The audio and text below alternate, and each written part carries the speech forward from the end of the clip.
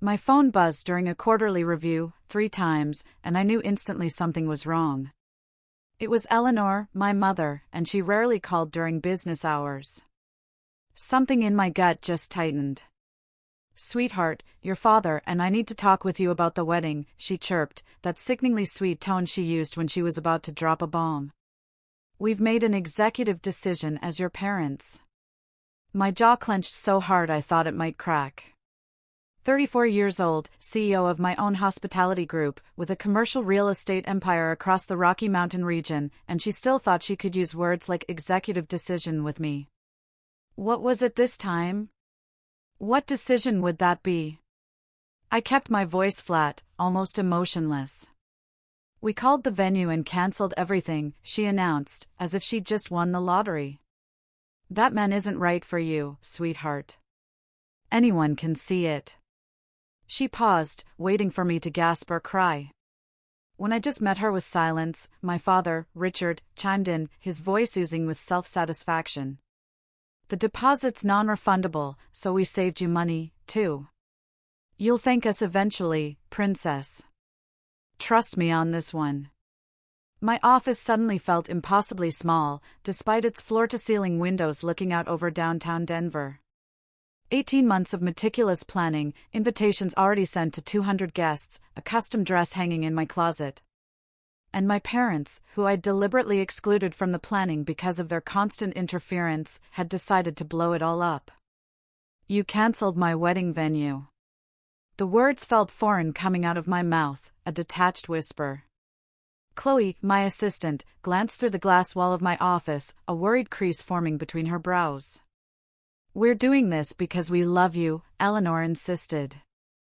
"Ethan isn't suitable. He doesn't come from the right kind of family.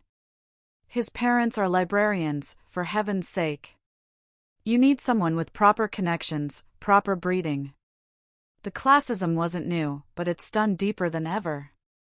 My parents had spent their entire marriage climbing Denver's social ladders, desperate to be accepted by the old money families. Richard had sold his pharmaceutical company for an obscene sum when I was 15, and ever since, they'd been erasing their middle-class origins. Ethan, my fiancé, held a doctorate in environmental engineering and consulted on sustainable development projects worldwide. His parents, Dr. Susan and Dr. David, were university librarians with published research and tenure at the University of Denver. They were brilliant, kind, and completely unimpressed by social pretension. Everything my parents couldn't tolerate. "Which venue did you call?"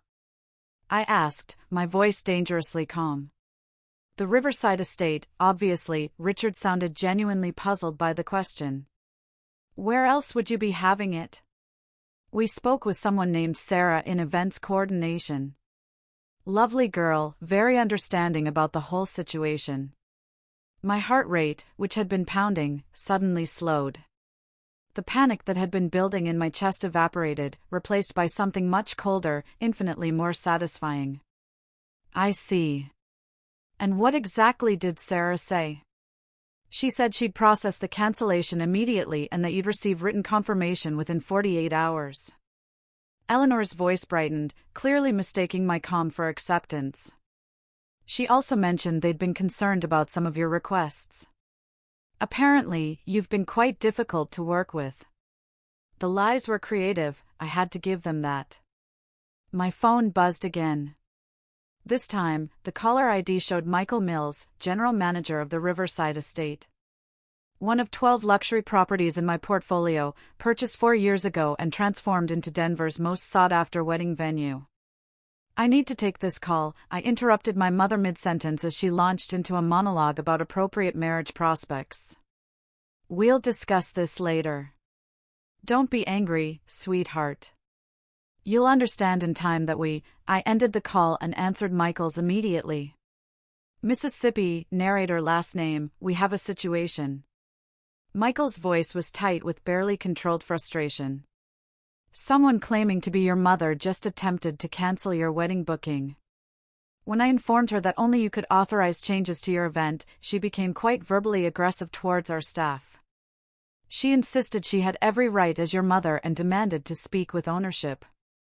Should I contact security? A laugh escaped before I could stop it. The sound surprised me, sharp and entirely lacking in humor. No security yet. What exactly happened? Your mother called the main events line about 40 minutes ago and reached Sarah Chin, one of our coordinators. She claimed to be calling on your behalf to cancel due to personal reasons. Sarah followed protocol and explained that cancellations require written authorization from the primary contact on file, which is you. Your mother then stated she was your mother and therefore had authority to make decisions regarding your wedding. I could picture the scene perfectly. Eleanor would never have expected resistance from someone she viewed as service staff. Sarah placed her on hold and consulted with me, Michael continued. I got on the line and reiterated our policy. That's when your mother informed me that she knew the owner personally and would have me fired for being difficult. She also said, and I quote, "Do you have any idea who you're speaking to? My daughter owns half of Denver." What did you say? I told her I was speaking with the owner right now, and you'd given no indication of cancellation. She called me a liar and hung up. Then your father called back 10 minutes later, using a different approach. Claimed there were issues with your credit card and he needed to cancel on your behalf to prevent charges. The audacity shouldn't have shocked me. Yet somehow it did. They'd actually tried to manipulate my own employees at my own property. I told him we'd already received payment in full 6 months ago. Your father then suggested we should call you to confirm, which I'm doing now. He seemed very confident you'd back up their story. Michael hesitated. Mississippi, narrator last name, I apologize if this is overstepping, but is everything all right? If you are looking to cancel, we can certainly. Everything's fine, Michael. The wedding is proceeding as planned. My parents weren't authorized to make any changes, weren't informed they were authorized, and decided to take matters into their own hands. Understood. How would you like me to handle future contact from them? Any calls from Eleanor or Richard, narrator last name, regarding my events should be politely declined and documented. If they become aggressive, feel free to terminate the conversation. I'll be sending a formal letter barring them from the property before the wedding date. The words felt surreal as I said them, yet absolutely necessary. This wasn't the first time my parents had tried to control my life, but it would definitely be the last time they succeeded. Consider it done. I'll brief all staff today. Again, I apologize you're dealing with this. After ending the call, I sat in silence for several minutes. My reflection in the window showed someone remarkably composed, despite the storm of emotions churning inside. Ethan deserved to know what had happened before we went any further. He answered on the second ring, his voice warm. Hey, how's your meeting going? My parents just tried to cancel our wedding. The silence stretched for several seconds. I'm sorry. What? I explained everything, the phone call, the lies, my mother's contempt for his family, my father's casual cruelty. Ethan listened without interrupting, a quality I'd always loved about him. So, they actually called your venue, he finally said, the venue you own, to cancel your wedding without telling you first. They told you after they thought it was done. And the non-refundable deposit, that's... I don't even know what that is. Unhinged, controlling, supremely confident you'd just accept it. All of the above, probably. Ethan, I'm so sorry. I knew they didn't approve, but I never imagined they'd go this far. You have nothing to apologize for.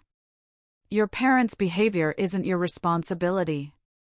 His voice softened. Are you okay? Really okay? The question nearly broke through my composure. Growing up, I'd learned early that emotions were weaknesses my parents exploited. Showing hurt meant giving them ammunition. But Ethan had spent 3 years slowly dismantling those defenses, creating a space where vulnerability didn't equal danger. I'm angry, hurt, and honestly relieved that I own the venue, because otherwise, they might have actually succeeded. What do you want to do? That was the question, wasn't it? My parents expected capitulation.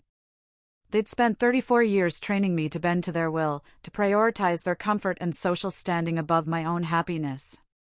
Every major decision in my life had involved their input, their approval, their endless modifications until my choices barely resembled my original desires. College major, career path, previous relationships, they'd driven away two good men with their demands. But they didn't know about the wedding venue. That single piece of information they'd somehow missed, despite their habit of monitoring every aspect of my life. I want to get married exactly as planned, I said slowly. And I want them to understand there are consequences for trying to manipulate my life. I support whatever you decide. But, narrator first name, they're still your parents. Are you sure you want to escalate this? They escalated it when they called my business and lied to my staff. When they spoke ill of you and your family. When they decided their social climbing mattered more than my happiness. The words came faster now, years of resentment pouring out. I'm done pretending their behavior is acceptable just because we share DNA. We talked for another 20 minutes, Ethan listening as I processed everything. By the time we hung up, my hands had stopped shaking and my mind had cleared. I knew exactly what needed to happen next. Chloe appeared at my door moments later, her expression cautious. Everything okay? You looked pretty intense on that call. Family drama? Nothing I can't handle. I pulled up my contacts list. Can you get Marcus Rivera on the phone? I need legal counsel. Marcus had handled all my business contracts for the past 6 years. He was meticulous, creative, and utterly unfazed by complicated family dynamics. The call connected within minutes. Narrator first name, how's Denver's event venue mogul doing? Currently dealing with parents who tried to cancel my wedding at my own property. I gave him the abbreviated version, watching his expression shift from amusement to disbelief. They really didn't know you owned the Riverside estate? Apparently not. I've kept my business dealings fairly private, especially from them. They know I work in commercial real estate, but not the specifics of my portfolio. That's beautiful. Truly beautiful. Marcus's grin was almost audible through the phone. So, what do you need from me? A formal letter barring them from the property. Something legally airtight that makes it clear they're not welcome at the wedding or any other event at any of my venues. You want to bar your own parents from your wedding? His tone shifted to something more serious. Narrator first name, I have to ask, are you absolutely certain? This is the kind of decision that's hard to walk back. I've never been more certain of anything. They've spent my entire life trying to control me, and I'm done. This ends now. All right. I'll draft something today. You'll have it by tomorrow morning. After hanging up, I pulled up a guest list spreadsheet. 200 names, carefully curated over months of planning. My parents' names sat near the top, along with their closest friends, the Carmichaels, the Wetworths, the Preston Smiths. Denver's old money elite, the people Eleanor and Richard had spent 20 years courting. My finger hovered over the delete key. This wasn't just about the wedding anymore. This was about drawing a boundary that should have existed years ago. I deleted their names, both of them. Then I composed an email to Sarah Chin and Michael Mills with updated instructions for the guest list, security protocols, and explicit directions that Eleanor and Richard, narrator last name, were not to be admitted under any circumstances. The next call went to Ethan's parents. Susan answered, her voice brightening immediately. Narrator first name, how lovely to hear from you. David and I were just discussing menu options for the rehearsal dinner. Susan, I need to tell you something about my parents. I explained the situation, expecting shock or perhaps disappointment that her son was marrying into such dysfunction. Instead, Susan was quiet for a moment before speaking. My dear, I'm so sorry you're dealing with this. Family situations like these are never easy. You're not concerned about bringing Ethan into this mess? Ethan is an adult who makes his own choices. He chose you, not your parents. And from what I've seen, you're nothing like them. Her voice was gentle but firm. We'd be honored to stand in for parental roles at the wedding if you need that. No pressure, of course.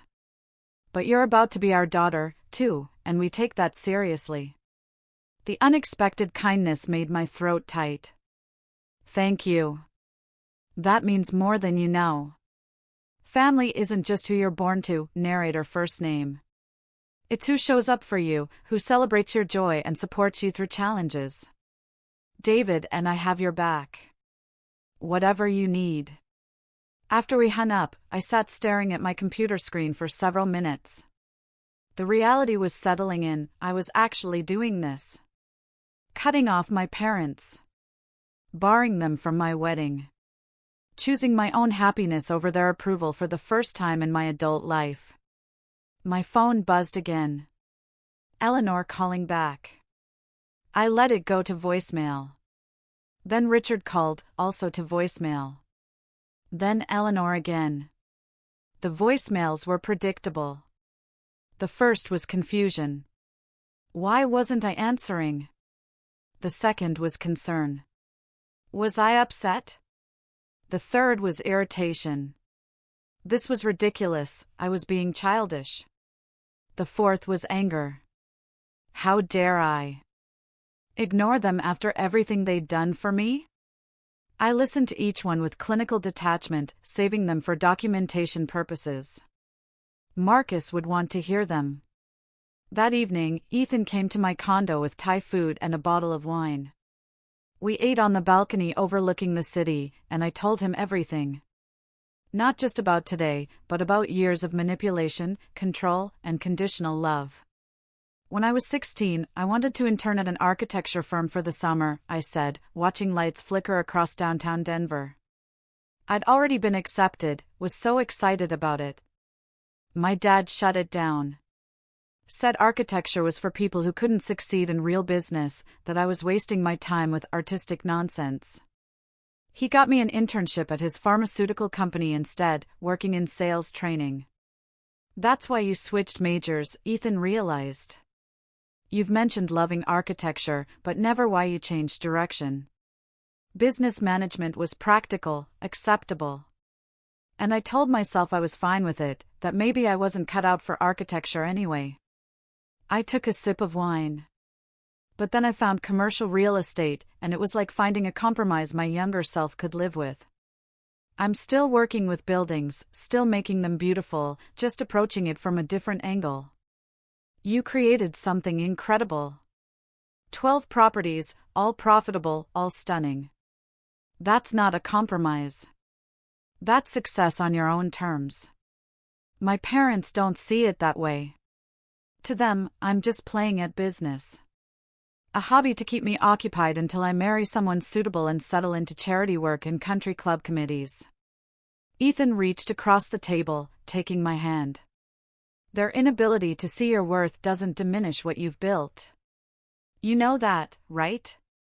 Intellectually, yes. Emotionally. I shrugged. Still working on it. We talked late into the night, planning how to handle the next few weeks. The wedding was 6 weeks away. Enough time for my parents to create significant drama if they chose. Marcus's letter arrived the next morning via email, and it was perfect, formal, legally precise, and absolutely clear that Eleanor and Richard, narrator last name, were barred from the Riverside estate property effective immediately. Any attempt to enter would result in trespassing charges. The letter would be sent via certified mail, creating documentation of receipt. I approved it without changes. Marcus promised to have it in the mail that afternoon. Then I drafted my own letter, something more personal, though no less final. Eleanor and Richard, your attempt to cancel my wedding revealed something I've been avoiding for years. Your love has always been conditional on my compliance. When I don't conform to your expectations, you don't respect my choices or try to understand my perspective. You simply take action to force me back into the role you've assigned. I am 34 years old. I have built a successful company. I have chosen a partner who treats me with respect and genuine love. These are good things, positive things, things that should make parents proud. But instead of celebration, you've offered contempt. Instead of support, you've offered manipulation. Instead of trusting my judgment, you've tried to override my decisions. Ethan is not wrong for me because his parents are librarians. He's right for me because he sees me as a complete person, not a reflection of social status. His family welcomes me without conditions or expectations of who I should become. They simply accept who I am. I've spent my entire life trying to earn your approval, modifying myself to fit your requirements. I changed my major, my career path, my relationships, all in pursuit of your acceptance. And it's never been enough. I'm done trying. You are not welcome at my wedding. You are not welcome at my business properties. Until you can treat me with basic respect, respect for my choices, my partner, and my autonomy as an adult, I don't want contact with you. This isn't about punishment. This is about self-preservation. I cannot continue allowing you to hurt me in the name of love. If you ever want a relationship with me again, it will require genuine change. Apologies without behavioral modification mean nothing. I need to see that you understand why your actions were harmful and that you're committed to treating me differently. Until then, this is goodbye. Jenna. I read it through 3 times before sending it to both their email addresses. No certified mail, no lawyer intermediary, just direct, honest communication about boundaries that should have existed decades ago. The responses came within an hour. First, Eleanor, a rambling email full of hurt and accusation. How could I be so cruel? After everything they'd sacrificed, they were only trying to help. I was breaking their hearts. What would people think? Then Richard, shorter and angrier. I was being manipulated by Ethan and his family. I'd regret this decision. They wouldn't chase after me. If I wanted to throw away my family for some nobody, that was my choice to live with.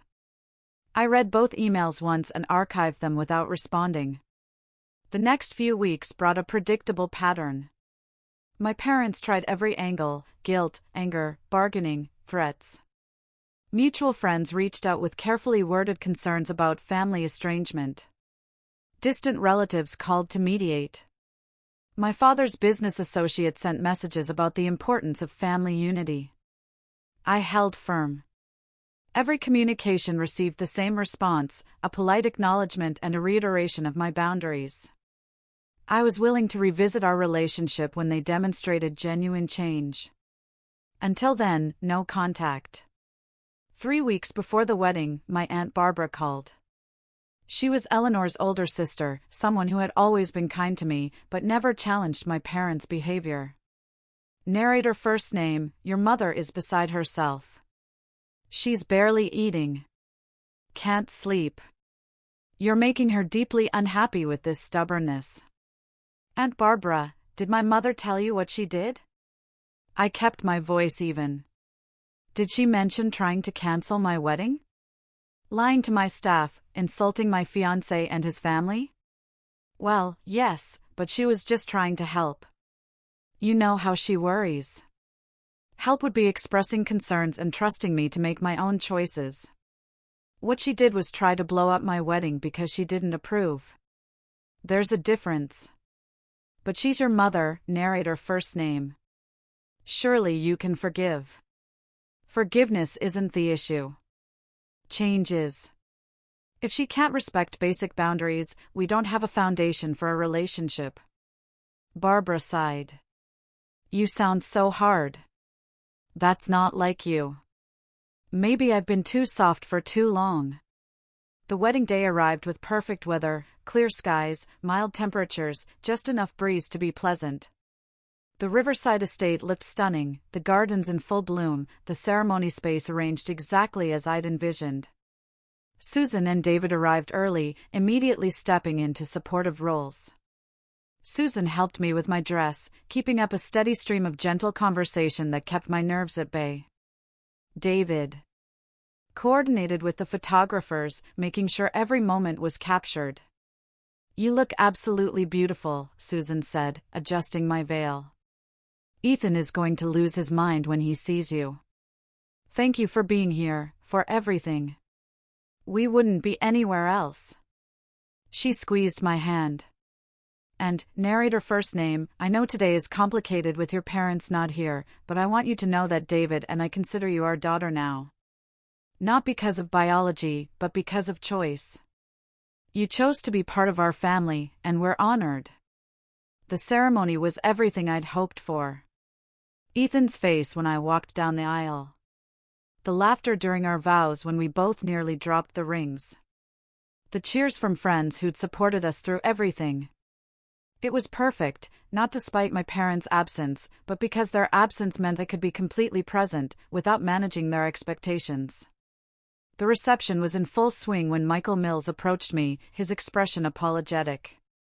Mississippi, narrator last name, narrator first name, I hate to bother you, but we have a situation at the front gate.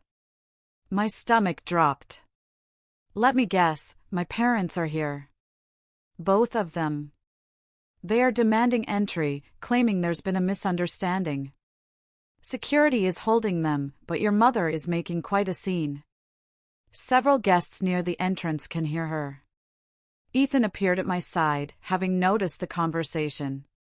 What's wrong? My parents showed up. I looked between them both. This is my day. I'm not letting them ruin it.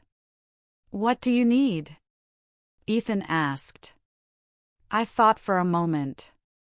The old me would have given in to avoid a scene. Would have let them attend to keep the peace. But I wasn't that person anymore. Tell security to reiterate that they're not on the guest list and not welcome on property. If they don't leave within 5 minutes, call the police for trespassing. I want it documented. Michael nodded and left. Ethan wrapped an arm around my waist. You're sure? Completely sure. They made their choice when they tried to cancel our wedding. Now they get to live with the consequences. We returned to our reception, dancing and celebrating with the 200 people who actually wanted to be there. About 20 minutes later, Michael found me again. They left.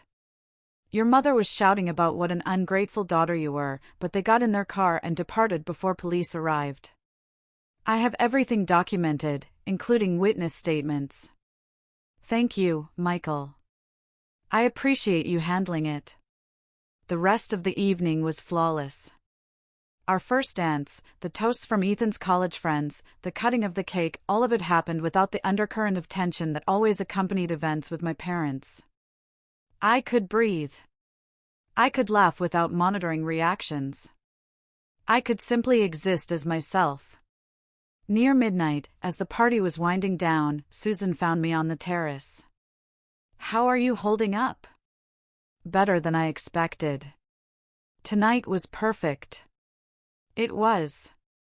You and Ethan are wonderful together. She paused. I know this couldn't have been easy, having your parents here and then having them turned away. Actually, it was easier than I thought. They showed up expecting me to fold, to let them in because making a scene would be embarrassing. But letting them control me would be worse. You're stronger than you think, narrator first name. Stronger than they ever gave you credit for. We stood in comfortable silence for a moment before Susan continued. My parents weren't supportive when I chose library science instead of law, like my father wanted. They didn't speak to me for 2 years. Eventually, they came around, but it took time and a lot of boundary setting. Did you regret it? Standing your ground? Never. Not once. Because I learned something important, I could survive their disapproval. And once I knew that, they lost their power over me. She smiled. Your parents may come around eventually, or they may not. But either way, you're going to be fine. You have Ethan, you have us, and you have yourself. That's enough. Ethan and I left for our honeymoon the next morning. 2 weeks in New Zealand, completely disconnected from Denver and family drama. We hiked, explored, ate incredible food, and talked about our future without the weight of my parents' expectations. My phone had been off since we boarded the plane. When I finally turned it on during our layover back to Denver, I found dozens of messages. Most were congratulations from wedding guests, but mixed in were several from my parents. Eleanor's messages escalated from hurt to angry to desperate. She'd apparently been convinced I'd invite them in once I saw them at the gate. When that hadn't happened, she'd spiraled. How could I embarrass them like that? What would people say? She'd raised me better than this. Richard's messages were shorter, but more cutting. I'd chosen poorly, and I'd realize it eventually. He hoped I was happy with my decision to alienate my entire family.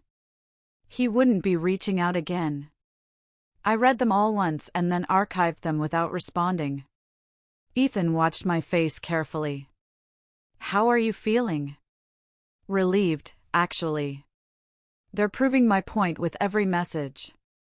This isn't about loving me or wanting a relationship. It's about control and their inability to accept that I'm not an extension of them. Do you think they'll ever change? Honestly, probably not. But that's not my problem anymore. I gave them the terms for reconciliation. If they choose not to meet them, that's their decision." Life moved forward. Ethan and I settled into married life, splitting time between my Denver condo and his place in Boulder. Work continued at my hospitality group with steady expansion plans for 2 new properties in Austin. My parents' friends gradually stopped reaching out with reconciliation attempts. The social circle drama my mother had feared never materialized. Turns out most people were more interested in their own lives than my family estrangement. 6 months after the wedding, Barbara called again. This time her tone was different. "Narrate her first name, I owe you an apology. A real one, not one of those non-apology apologies." "What changed?" "I witnessed your mother trying to manipulate my daughter, Jessica, the same way she manipulated you for years. Jessica is thinking about graduate school for social work." And Eleanor spent an entire dinner party explaining why that was beneath our family, why Jessica needed to pursue something more prestigious. Barbara's voice tightened. "I saw my daughter's face shut down the exact same way yours used to. And I realized I'd been enabling Eleanor's behavior by excusing it, by asking you to be understanding instead of asking her to change." "How's Jessica doing?" "She's applying to programs. I told her she has my full support, whatever she chooses. And I told Eleanor that her opinions on the matter weren't welcome unless specifically requested." "How'd that go over?" "About as well as you'd expect. She's not speaking to me either now." Barbara laughed, but it sounded strained. I never realized how exhausting it was, constantly managing her reactions and expectations. "You were smart to step away when you did. I'm sorry you're going through this." "Don't be. I'm 61 years old. Past time I learned to set boundaries with my little sister." She paused. "Your mother asks about you constantly. Wants to know if you're happy, if your marriage is falling apart yet, if you've come to your senses." "What do you tell her?" "That you seem incredibly happy. Your business is thriving, and that Ethan is wonderful." It makes her furious, which tells me everything I need to know about her motives. We talked for another 30 minutes, Barbara sharing stories from family gatherings I wasn't attending. My father had apparently become even more insufferable, pontificating about ungrateful children and modern society's lack of respect. Eleanor oscillated between playing the victim and making cutting remarks about my choices. "They haven't changed at all," Barbara observed. "If anything, they've gotten worse." "I'm not surprised. Change requires acknowledgement that you were wrong, and neither of them have ever been good at that." A year after the wedding, Ethan and I bought a house in Denver's West Hills with a view of the mountains. We hosted our first dinner party with Susan and David, Ethan's sister Michelle and her partner, and several close friends. the house filled with laughter and easy conversation. The kind of gathering I'd always wanted but never experienced in my parents' formal, performative entertaining. "This is what family dinner should feel like," Michelle said, helping clear plates. "Relaxed and fun, not some strategic networking event." "Your mom would have a heart attack if she saw you serving pre-made appetizers," Ethan teased me gently. "Good thing she's not here then." The words came out easily, without the pang of guilt that used to accompany thoughts of my parents. I'd done my grieving for the relationship we'd never have. Now I was just living my life without them. My hospitality group continued to expand. We acquired 2 more properties in Austin and began renovation plans. My success was documented in business journals and real estate publications. I gave interviews about female entrepreneurship and commercial property development. My parents never acknowledged any of it. No congratulations, no attempt to reconnect based on my achievements. Their silence was its own answer. They'd never been interested in my success unless it reflected well on them. 2 years after the wedding, Chloe buzzed my office line. "Narrator first name, there's an Eleanor, narrator last name, in the lobby asking to see you. She doesn't have an appointment." My heart rate barely increased. Whatever power my mother once held had dissipated with time and distance. "Did she say what this is regarding?" "She said it's personal and urgent." "She looks..." Chloe hesitated. "She looks older than I remember. Tired. Tell her I'm unavailable. If she wants to communicate, she can send an email like anyone else." "Are you sure?" "She seems pretty determined to talk with you." "I'm sure." "Thank you, Chloe." Eleanor sent an email that afternoon. It was short, nothing like her usual verbose messages. "Jenna, I came to your office today hoping we could talk. I miss you. Your father misses you. Can we please sit down and work this out? You're our only child. We should be a family." I stared at the message for several minutes before responding. "Eleanor, I outlined the conditions for reconciliation 2 years ago. Those haven't changed. If you want a relationship with me, I need to see 1. Acknowledgement that trying to cancel my wedding was wrong. 2. A genuine apology to Ethan and his family for the things you said about them. 3. Demonstration over time that you respect my autonomy as an adult. 4.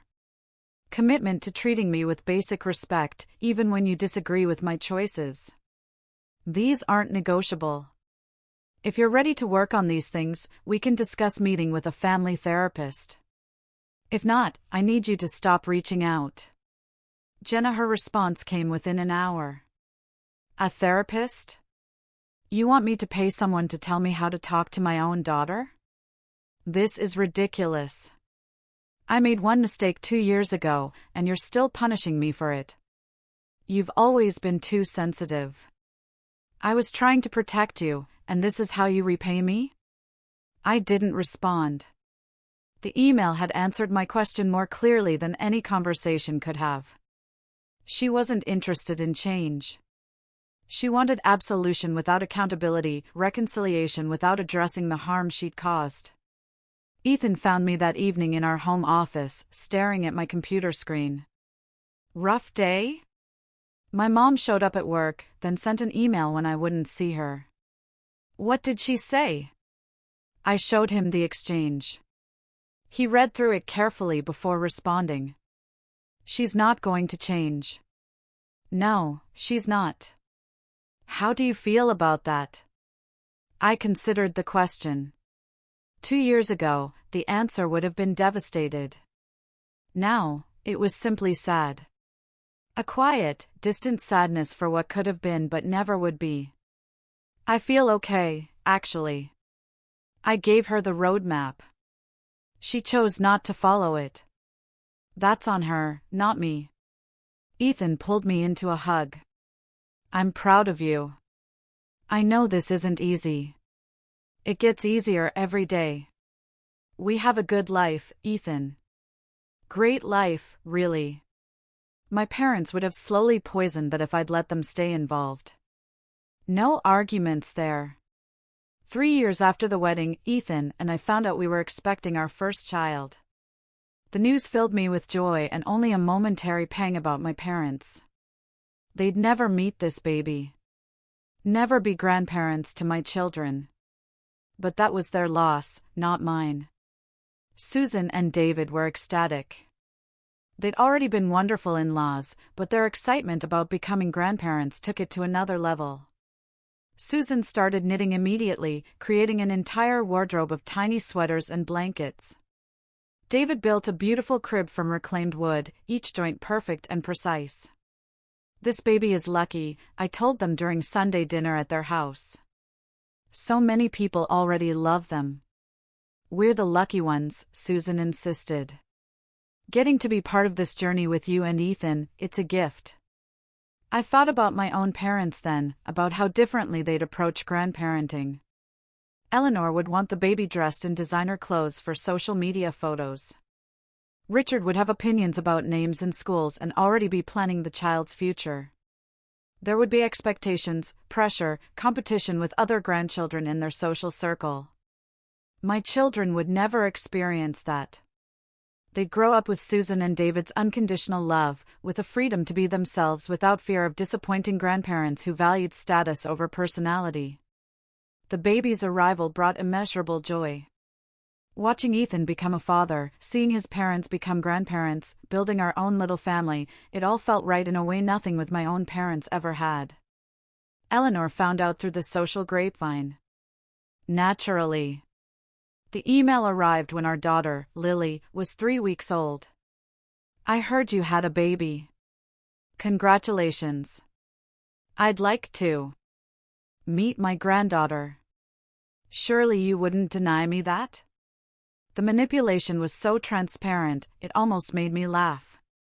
After 3 years of refusing to acknowledge wrongdoing, she expected access to my child based purely on biological relationship.